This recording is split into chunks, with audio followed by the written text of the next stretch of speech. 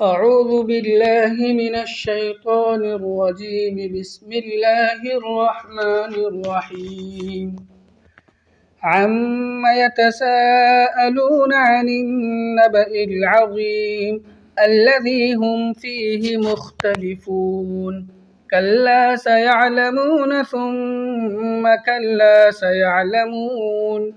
ألم نجعل الأرض مهادا والجبال أوتادا وخلقناكم أزواجا وجعلنا نومكم سباتا وجعلنا الليل لباسا وجعلنا النهار معاشا وبنينا فوقكم سبعا شدادا وجعلنا سراجا وهاجا وأنزلنا من المعصرات ماء ثجاجا لنخرج به حبا ونباتا وجنات ألفافا. إن يوم الفصل كان ميقاتا يوم ينفخ في الصور فتأتون أفواجا وفتحت السماء فكانت أبوابا وسجرت الجبال فكانت سرابا.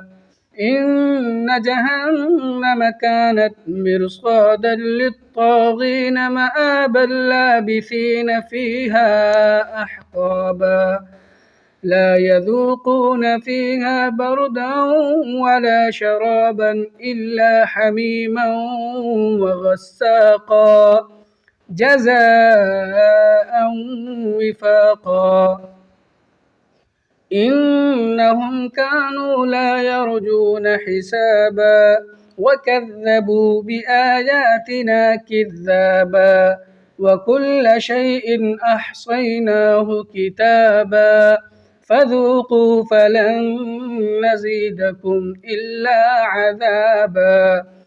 إن للمتقين مفازا حدائق وأعنابا وكواعب أترابا وكأسا دهاقا لا يسمعون فيها لغوا ولا كذابا جزاء من ربك عطاء حسابا. رب السماوات والأرض وما بينهما الرحمن لا يملكون منه خطابا. يوم يقوم الروح والملائكة صفا لا يتكلمون إلا من أذن له الرحمن وقال صوابا. ذلك اليوم الحق فمن شاء اتخذ إلى ربه مآبا.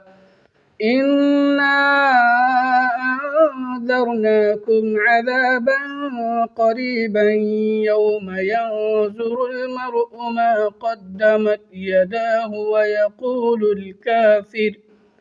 ويقول الكافر يا ليتني كنت ترابا.